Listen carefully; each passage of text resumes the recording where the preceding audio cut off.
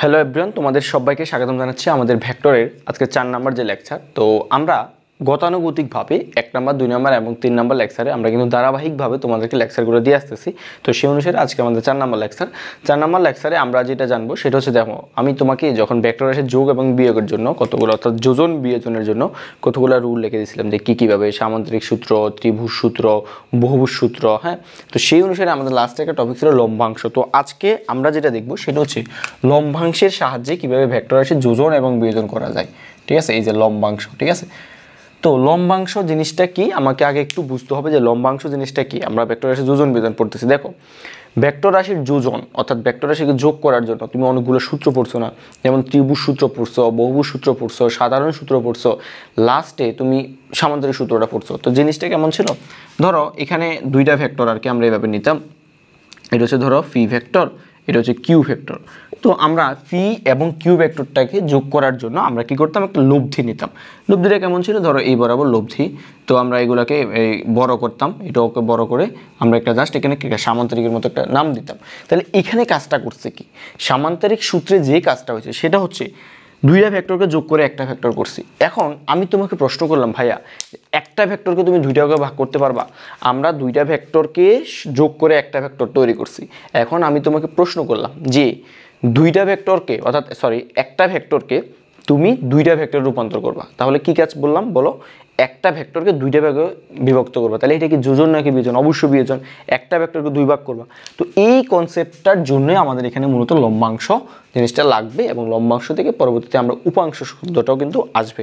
ঠিক আছে, তাহলে আমি তোমাকে আশা করি বুঝাইতে পারছি যে লম্বাংশ জিনিসটা কেন লাগবে। ধরো আমি সে একটা উদাহরণ দিচ্ছি, ধরো কেমন মানে লম্বাংশ জিনিসটা কেন আসবে। ধরো এরকম একটা ভেক্টর, তো এই ভেক্টরকে আমি দুই ভাগে ভাগ করব। ধরো এই ভেক্টরটা হচ্ছে এফ, এবং আমি এই ভেক্টরটাকে এদিকে একটা উপাংশ ভাগ করব, এবং ধরো সে এদিকে একটা উপাংশ ভাগ করব। এক বা একাধিক হইতে পারে। হ্যাঁ, ধরো এদিকে উপাংশটা ভাগ করব। এখন দেখো এদিকে একটা উপাংশ, এদিকে একটা উপাংশ। তো আমি আরেকটা চিত্র দিচ্ছি, তাহলে তুমি বুঝবা। ধরো আমি এইরকম আরেকটা চিত্র দিচ্ছি, আমার মেইন বলটা হচ্ছে এইটা এফটা। তো আমি দেখো এইটা হচ্ছে আমার মেইন বল, এটা এক্স অক্ষ, এটা ওয়াই অক্ষ, তোমরা কোয়াড্রেন্ট থেকে জানো। তাহলে এফ এক্স আর এটা হচ্ছে এফ ওয়াই। এখন দেখো এই যে এক্স, এই এফ এক্সটা এফের একটা অংশ, এই এফ ওয়াইটা এটাও এফের একটা কি অংশ। তাহলে এইটা দেখো এই এফ ওয়াইটা এবং এফ এক্সটা এটা পরস্পর কীভাবে যুক্ত, এরা হচ্ছে কি তো লম্বাংশ, লম্বালম্বিভাবে অবস্থান করার কারণে এদেরকে একটা লম্বাংশ বলে। মানে এটার অংশ এবং তারা পরস্পর লম্বভাবে আছে, এই জন্য বলা হয় লম্বাংশ। লম্বাংশ কথাটা কেন দিচ্ছে এটা আমরা আশা করি বুঝছি। আর এইটাকে বলবে এই চিত্রে এটাকে বলবে লম্বাংশ, আর এইটাকে বলবে ভাইয়া উপাংশ। উপাংশ, ঠিক আছে, উপাংশ। কেন এটাকে উপাংশ বলছে, কারণ এটা যে কোনো একটা অংশ লম্বভাবে থাকতে পারে, নাও থাকতে পারে। এটা একটা অংশ, এটা একটা অংশ। উপাংশের একাধিক পদও থাকতে পারে। তো আমরা লম্বাংশ এবং উপাংশ দুইটা জিনিস নিয়ে কিন্তু জানবো। এখন আমি তোমাকে একটা বাস্তবিক উদাহরণ দিচ্ছি। ঠিক আছে, এগুলো নোট করার দরকার না, ভাইয়া বলবো কোথা থেকে তুমি নোট করো। বাস্তবিক উদাহরণ দিচ্ছি। ধরো উদাহরণটা হচ্ছে, ধরো এটা ট্রলি ব্যাগ। তোমরা ওই যে বিয়ে বাড়িতে নতুন যখন বউ যায় আর কি, বা জামাই যায়, এরকম একটা ট্রলি ব্যাগ দেখতে। ধরো হ্যাঁ, এরকম একটা ট্রলি ব্যাগ, ট্রলি ব্যাগের চাকা ধরো কেউ একজন হাতল দিয়ে এটা টেনে নিচ্ছে আর কি। সে ধরো এরকম, ঠিক আছে, এরকম একজন এই হাতল দিয়ে এগুলো টানে নিচ্ছে আর কি। এই ট্রলি ব্যাগটা এদিকে টানে নিচ্ছে। ভালো করে খেয়াল করো, এই হাতল দিয়ে এই ব্যক্তিটা হাতল দিয়ে ট্রলি ব্যাগটাকে এই দিকে টানতেছে না, এই বলে এই দিকে টানতেছে। আমি তোমাকে বুঝাচ্ছি যে কনসেপ্টটা আসলে কই থেকে আসে। এই দিকে টানছে। এখন বলো তো ট্রলি ব্যাগটাকে উপর দিকে যায়? ট্রলি ব্যাগটা উপর দিকে যায় না। ট্রলি ব্যাগটা কি দিকে যায়? ট্রলি ব্যাগটা এখান থেকে এখানে যায় আর কি। ধরো এখানে আসছে ট্রলি ব্যাগটার অবস্থান। দেখো এখন প্রশ্ন হচ্ছে, ভাই তাহলে এই জিনিসটা আমাদের কী কাজে লাগছে? তুমি একে টানছো এই দিকে, ভালো করে খেয়াল করো, তুমি একে টানছো এই দিকে, বাট সে আসতেছে এই দিকে। দেখো যেই দিকে বল দিচ্ছ তার দিকে আসতেছে না। তাহলে তুমি এইটাকে এইভাবে টানতেছো, সে আসতেছে এইভাবে। তাহলে এই যে একদিকে বল দিচ্ছ, আরেকদিকে অংশ, মানে মেইন বলের একটা অংশ তৈরি হয়ে গেছে না? এই যে অংশটা, এটাকেই বলা হয় উপাংশ। আমি আশা করি বুঝাতে পারছি যে এই উপাংশ টপিকটা কেন আসবে। হোপফুলি ভালো করেই বুঝতে পারছো। তাহলে এই বস্তুটা যখন তুমি এই দিকে বল দিকে টান দিচ্ছ, ধরো যদি এটা এক্স অক্ষ বরাবর হয়, তাহলে এফের দুইটা অংশ এফ এক্স, আবার এফের এইদিকে একটা লম্ব হলে ধরো এফ ওয়াই। তো এখন আমরা আগে জানবো উপাংশ, দেন আবার লম্বাংশ জানবে যে উপাংশ জিনিসটা কি এবং লম্বাংশ জিনিসটা কি। তো চলো আমরা দেখি যে উপাংশ এবং লম্বাংশ বলতে কি বোঝায়। বলছে উপাংশ জিনিসটা কি, একটা কথাবার্তা আমি লিখে রাখছি আগে থেকে যাতে তোমার সময়টা একটু বাঁচে। একটি ভেক্টরকে যদি দুই বা ততোধিক ভেক্টরে এমনভাবে বিভক্ত করা যায় যাদের লব্ধি হবে মূল ভেক্টর, তবে এই প্রক্রিয়াকে বলে ভেক্টর বিভাজন। বিভাজিত অংশগুলো হলোই মূল ভেক্টরের উপাংশ। ভাইয়া কিছুই বুঝিনি, কিছুই বোঝার দরকার নাই, জাস্ট আমি একটা চিত্র আঁকবো। দেখো, ধরো এটা হচ্ছে ভাই আমার আর ভেক্টর। কি ভেক্টর? আর ভেক্টর। ভালো কথা, এটা আর ভেক্টর। তো আমি চাচ্ছি এই আর ভেক্টরকে দুইটা উপাংশে ভাগ করার জন্য। কয়টা ভাগে? দুইটা ভাগে। উপাংশ কথাটা বাদ দাও, দুইটা ভাগে ভাগ করব। তো ধরলাম আর ভেক্টরটা দুইটা ভাগে ভাগ হয়ে গেল। একটা হচ্ছে ফি ভেক্টর এবং আরেকটা হচ্ছে ধরো কিউ ভেক্টর। কি বলছি? এই আর ভেক্টরটাই দুইটা ভাগে ভাগ হয়েছে। আর ভেক্টরকে আমি কেন ভাগ হয় আমি তো দেখাইছি, ওই যে ট্রলির ব্যাগটা যখন এদিকে নিই কিছুটা এদিকে চলে গেছে। তো এরকম দুইটা ভাগে আমি ভাগ করছি কি আর ভেক্টরটাকে। এখন তোমাকে আমি বলছিলাম যে প্রথম ক্লাসে ভেক্টর শিফটিং নামে একটা কথা আছে, সামান্তরিক সূত্র যখন পড়ছি, তখন কিউ ভেক্টরটা এখানে তুমি সুন্দর করে শিফট করাতে পারো। যেমন এটা হচ্ছে তোমার কিউ ভেক্টর, এই যে এটা হচ্ছে তোমার কিউ ভেক্টর। এটা যদি কিউ ভেক্টর হয় এটাকে শিফট করে এখানে বসাইলে কিউ ভেক্টর। এটা যদি ফি ভেক্টর হয় এই ফি ভেক্টরটাকে শিফট করে এখানে বসাইলে এটা হচ্ছে ফি ভেক্টর। তো তুমি লব্ধিটাকে আর একটু সুন্দর করে ধরো আরটাকে এর বরাবর করে দাও আর কি। এটা হচ্ছে তোমার আর ভেক্টর। ঠিক আছে, তুমি কি করছো আমি আবার বলতেছি, এই যে আর ভেক্টরটাকে দুইটা ভাগে ভাগ করছো। একটা হচ্ছে ফি ভেক্টর, একটা হচ্ছে কিউ ভেক্টর। একটা হচ্ছে ফি ভেক্টর আর একটা হচ্ছে কিউ ভেক্টর। ঠিক আছে, আর এই কিউ ভেক্টরটা এখানে শিফট করছো আর এই ফি ভেক্টরটা এখানে শিফট করছো। আচ্ছা, এখন শিফট করা শেষ। তুমি একটা কিসের মতো একটা চিত্র পাইছো? একটা সামান্তরিক মতো চিত্র পাইছো। তো তোমাকে প্রশ্ন দেওয়া আছে তুমি যে আরটা এখানে বিভক্ত করছো, এই আরটা ফির সাথে এখানে আলফা গুণ উৎপন্ন করে আর এখানে বিটা গুণ উৎপন্ন করে। এই আর এর সাথে কিউ কোনটা যে একটা উপাংশ তৈরি হয়েছে বা একটা অংশ তৈরি হয়েছে, আর দুইটা অংশ তৈরি গেছে, এ বিটা এ আলফা। তাইলে বলো তো এটা যদি বিটা কোণ হয় এটাও কি হবে? বিটা কোণ। নর্মালি জ্যামিতিকভাবে এটাকে বিটা কোণ বলতে পারি, আমরা বলতে পারি। ওকে, তাহলে এই কোণটা কত হবে? আচ্ছা আমি এগুলোর নাম দিই, এটাকে ও ধরো, এটাকে এ ধরো, এটাকে ভি ধরো, এটাকে সি ধরো। তাহলে বলো তো এখানে ও এ ভি কোণটা কত হবে? ভাইয়া এই যে এটা আলফা বিটা, ধরো আমি এটা জানি না, ধরো এটা হচ্ছে এক্স, তাহলে আমি এক্সের মানটা বের করবো। আচ্ছা বলো তো ও এ ভি, এই যে ও এ ভি এটা একটা ত্রিভুজ না? ও এ ভি একটা কি ত্রিভুজ? এখন এই ত্রিভুজে কয়টা কোণ তুমি জানো? দুইটা কোণ, একটা কোণ জানো না। তাহলে ত্রিভুজের তিন কোণের সমষ্টি কত? 180 ডিগ্রি। তুমি সুন্দর করে লেখো যে alpha plus beta plus X equal to 180। Then তুমি এখানে এক্সের মানটা বের করবা। এক্স সমান 180 মাইনাস আলফা প্লাস বিটা। তাহলে এই এক্সের মানটা তুমি পাই গেছো কত? 180 মাইনাস আলফা প্লাস বিটা। তো এখন ভাইয়া আপনি করতেছেনটা কি? আমি করতেছি কি, আমার এখানে আরটা দেওয়া থাকবে, তাহলে আমি এই অংশগুলো কীভাবে বের করবো, মানে ফি এর মান এবং কিউ এর মানটা বের করবো এই জিনিসপত্রগুলো যখন আমার দেওয়া থাকবে। ঠিক আছে, তো তখন আমাকে ত্রিভুজে একটা সাইন সূত্র আছে। তো সাইন সূত্রটা তোমরা যখন হায়ার ম্যাথে পড়বা তো হায়ার ম্যাথে খুবই ডিটেলসে জানবা। তো এক্ষেত্রে আমি বলে দিব যে কী কী দরকার। তো সেটা হচ্ছে লেখো যে ত্রিভুজের সাইন সূত্র অনুযায়ী আমরা পাই ত্রিভুজের, যেমন কোন ত্রিভুজটা ও এ ভি ত্রিভুজ, আমি সাইন সূত্রটা ইউজ করবো। ও এ ভি ত্রিভুজে সাইন সূত্র প্রয়োগ করে পাই, সাইন সূত্র প্রয়োগ করে পাই। ঠিক আছে, ওকে ভাইয়া, সাইন সূত্র প্রয়োগ করতে। সাইন সূত্রটা কীভাবে? জাস্ট আমার সাথে সাথে দেখো, ত্রিভুজের কয়টা বাহু? একটা বাহু, ফি বাহু, কিউ বাহু এবং আর বাহু। তুমি সুন্দর করে প্রথমে ফি বাহুটা দিবা এবং এখানে বাহুর মান দিবা, ভেক্টর চিহ্ন না। যখন মান তখন ভেক্টর চিহ্ন হয় না। ফি বাহু দিলা, এখানে কিউ দিলা ইকুয়াল টু আর দিলা। এবার সুন্দর করে লেখা শেষ। ওকে, এখানে একটা সাইন দাও, এখানে একটা সাইন দাও, এখানে একটা সাইন দাও। ওকে, তো এখানে কোণ হবে, সাইনের পর একটা কোণ হবে, এখানে একটা কোণ হবে, এখানে একটা কোণ হবে, এখানে একটা কোণ হবে। এখন ভাইয়া কী কোণ হবে? দেখো, ফি বাহুটা যখন নিবা তখন ফি বাহুর বিপরীত কোণ নিবা এবং কিউ বাহুটা যখন নিবা তখন কিউ বাহুর বিপরীত কোণ নিবা। এখন বলো তো আমাকে, এই যে ফি বাহুটা এর বিপরীত কোণ কত বলো তো? এর বিপরীত কোণ বিটা। তাহলে আমরা জিনিসটা কীভাবে জানি?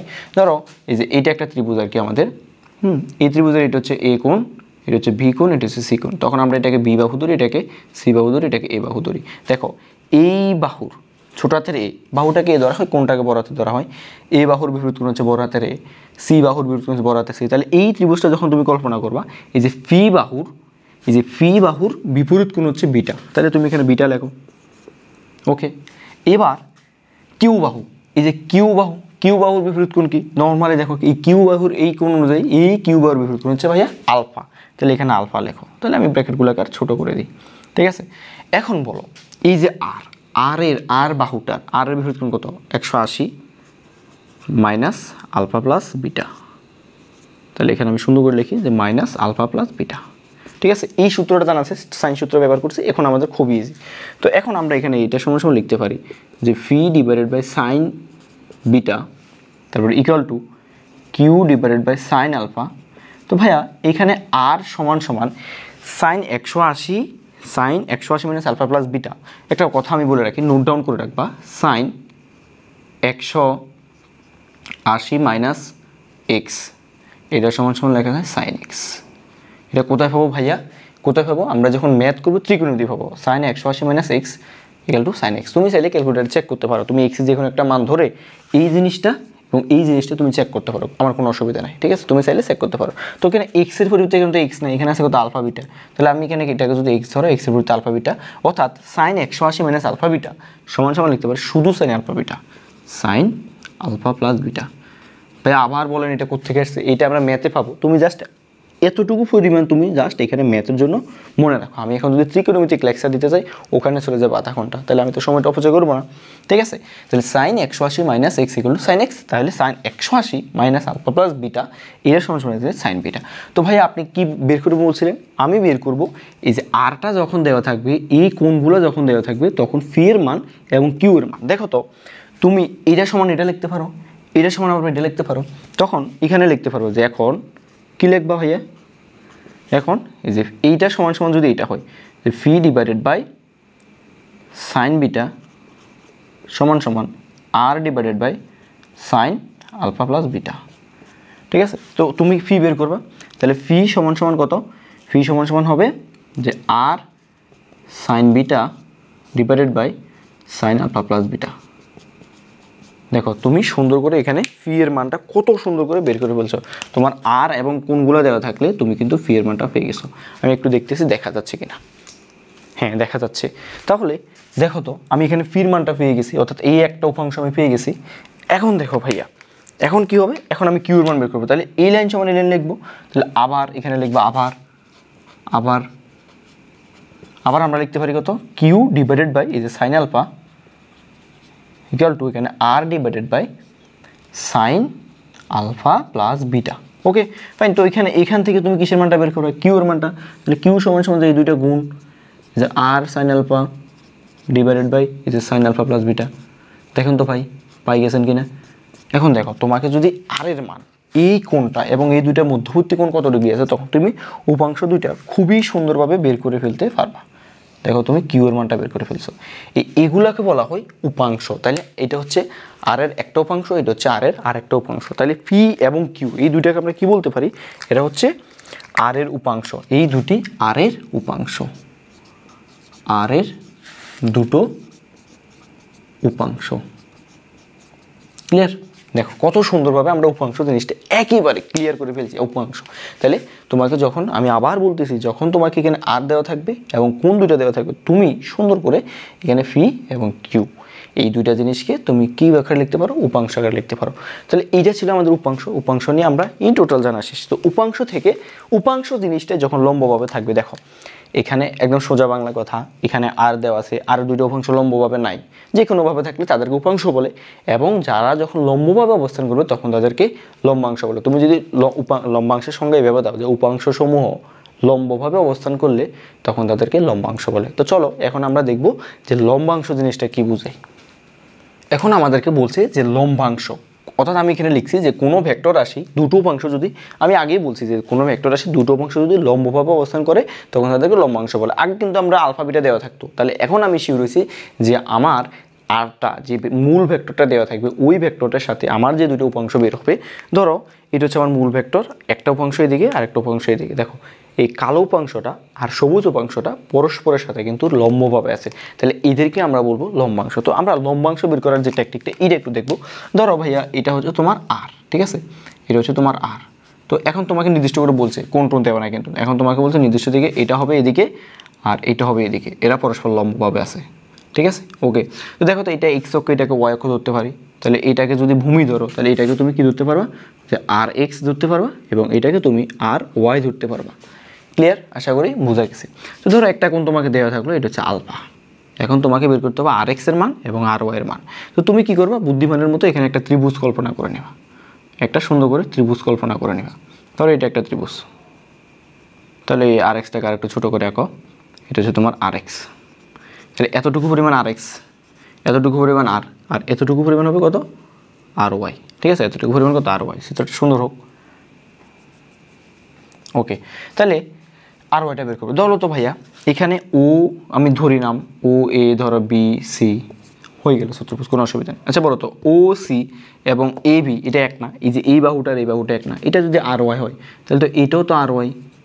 তো এখন তোমাকে বলছে উপাংশ বের করো। আগে আমরা কিন্তু একটু আগে দেখছি পি এবং আর এর মান, এখন আমি আর এক্সটা এবং আর ওয়াইটা বের করবো। কীভাবে বের করবো, দেখো আমার কোনটা দেওয়া আছে এবং অতিভুজটা দেওয়া আছে। ধরো তুমি যদি এই যে এখানে কোন ত্রিভুজটা ধরবা, যদি ও এ ভি ত্রিভুজটা ধরো, ও A V ত্রিভুজে, O A V ত্রিভুজে, O A V ত্রিভুজে, okay. O A V ত্রিভুজে তোমার দেওয়া আছে অতিভুজ, বের করতে হবে ভূমি। বলো অতিভুজের সাথে কার সম্পর্ক, অতিভুজ এবং ভূমির সাথে কার সম্পর্ক, কস অবশ্যই কবরে বুঝতে আছে, আমরা মনে রাখি এইভাবে। তাহলে কস কোনটা আলফা, কস আলফা সমান সমান কত, ভূমি অতিভুজ, ভূমিগত আর এক্স, আর এক্স, আর অতিভুজ কত, অতিভুজটা আমার আর। তাহলে আমাকে বের করতে বলছে যে লম্বাংশ, বা যেটাকে আমরা লম্বাংশ বলি, আর এক্স সমান সমান আর কস আলফা। ক্লিয়ার? দেখো তাহলে কিন্তু আমাকে আর এক্স এবং কোণ দেওয়া থাকলে আমি কিন্তু সুন্দরভাবে আর এর মান আর কস আলফা অর্থাৎ এক্সের দিকে উপাংশটা বের করে ফেলছি। অনুরূপভাবে আমি আর ওয়াইটা বের করবো, দেওয়া আছে অতিভুজ কোণ, তাহলে লম্ব দেওয়া আছে, তাহলে কার সম্পর্ক হবে আবার, তাহলে আমরা আবার বলতে পারি যে সাইন, এবার আবার তাহলে এবার বলতে পারি কত, সাইন আলফা, যেহেতু অতিভুজ দেওয়া আছে লম্ব বের করতে হবে, সাইন আলফা সমান সমান কত, লম্ব বাই অতিভুজ, তাহলে লম্ব কত আর ওয়াই এবং অতিভুজ কত আর। তাহলে তুমি সুন্দর করে এখানে লিখতে পারো যে আর ওয়াই সমান সমান হবে আর সাইন আলফা। ক্লিয়ার? দেখো কত সুন্দর করে আমরা বুঝে গেছি। এই দেখো এটা হচ্ছে আমাদের আর ওয়াই এবং আর সাইন আলফা। তাহলে আমি দুইটা উপাংশ, এই আর এক্সের মানও পাইছি এবং আর ওয়াইয়ের মান পাইছি, আর এক্সের মান এটা, আর ওয়াইয়ের মান এটা। এখন আমাকে যেভাবে প্রশ্ন দেখ না কেন আমি কিন্তু পারবো, ঠিক আছে। তো ধরো আমি তোমাকে একটা এক্সাম্পল দিচ্ছি, আমাকে একটা ম্যাথ বললো, হ্যাঁ আমাকে একটা ম্যাথ বললো, একটি বস্তুকে, ধরো ম্যাথটা হচ্ছে এরকম আর কি, চিত্র আকারে আমি বুঝাচ্ছি। ধরো একটা বাক্স এরকম, এই বাক্সকে তুমি এইদিকে এফ পরিমাণ বল দিচ্ছ, ভূমির সাথে তোমাকে এখানে বললো যে ভূমির সাথে 30 ডিগ্রি কোণে, ধরো এফ হচ্ছে সে 20 নিউটন। প্রশ্নটা এভাবে বললো, একটা বাক্সকে ভূমির সাথে 30 ডিগ্রি কোণে 20 নিউটন বলে টানা হলো, তখন বাক্সটা স্মরণ ঘটে, বাক্সটা উপর দিকে যাবে না, মানে এই দিকে এক্সের দিকে বাক্সটা স্মরণ ঘটে ধরো 5 মিটার। তো এখন আমাকে বলবা এখানে কাজ কত হয়েছে। তাহলে তুমি কি করবা, তুমি যদি 9-10 বাচ্চা কনসেপ্ট তোমার মনে থাকে, তুমি W equal to F S মনে রাখবা, এফ এস এটা তুমি 9-10 থেকে জানো। তাহলে তুমি কী করবে, এখানে সমান সমান এফ এর মান 20, কিন্তু এসের মান কত, এসের মান হচ্ছে কত 5, তাহলে কত 5 আর 20 কত 25। তাহলে তুমি এখানে এখানে হচ্ছে 100, তুমি এখানে কত 100 বসে দিবা, কিন্তু তোমার এটা ভুল। ভাইয়া কি বলেন, কেন এটা ভুল? দেখো ভুল কেন, ডাব্লিউ ইকুয়াল টু, তুমি কি এই দিকে বল দিচ্ছ, তুমি তো এই দিকে বল দিচ্ছ না, তুমি বল দিচ্ছ এই দিকে, এই যে এই বরাবর, তাহলে এই দিকে একটা উপাংশ আছে না এফ এক্স, এক্সের দিকে, তাহলে এখানে কিন্তু এফ হবে নাকি এফ এক্স হবে, 100% এফ এক্স হবে। এই যে এখানে এফ এক্স, স্মরণ কত, স্মরণ হচ্ছে ধরো এস, তাহলে এফ এক্সটা কত, এই যে এফ এক্স হচ্ছে আর কজ আলফা, তাহলে এখন তো আর না, এখানে আছে এফ, তাহলে F cos alpha into S, তাহলে এফ এর মান 20 কজ 30 ডিগ্রি ইন্টু এস, এসের মান হচ্ছে কত 5 মিটার। তাহলে এখানে সুন্দর করে তুমি বসা দিলা যে 20 cos 30 ডিগ্রি মান কত, cos 30 ডিগ্রি মান হচ্ছে √3/2 × 5, তুমি সুন্দর করে ক্যালকুলেট করলে যা হবে তা, ধরো এত জুল। আমি আশা করি তোমাকে যে উপাংশ জিনিসটা কেন লাগে এটা বলছি, এই ম্যাথটা বুঝলে তোমার এই পুরো কনসেপ্টটা কিন্তু তোমার ক্লিয়ার হয়ে যাবে। তো আজকের ম্যাথটা আমাদের এই পর্যন্ত উপাংশ, এবং নেক্সট ম্যাথে আমরা উপাংশ কাজে লাগিয়ে কী কী কাজ করতে পারি এবং কী কী ম্যাথ করতে পারি ওই জিনিসগুলো আমরা খুবই ডিটেলসে দেখব পরের ক্লাসে। তো আজকের ক্লাসটা খুবই ভালোভাবে সুন্দর করে নোট করে নেবে, তাহলে দেখবে পরের ক্লাসটা তোমার কাছে অনেক বেশি এনজয়েবল মনে হবে, তুমি খুবই ভালোভাবে ধারণা পাবো। অবশ্যই নোট করবা, আর যদি আমার চ্যানেলে তুমি নতুন হয়ে থাকো অবশ্যই চ্যানেলটা সাবস্ক্রাইব করে দেবা। ধন্যবাদ সবাইকে।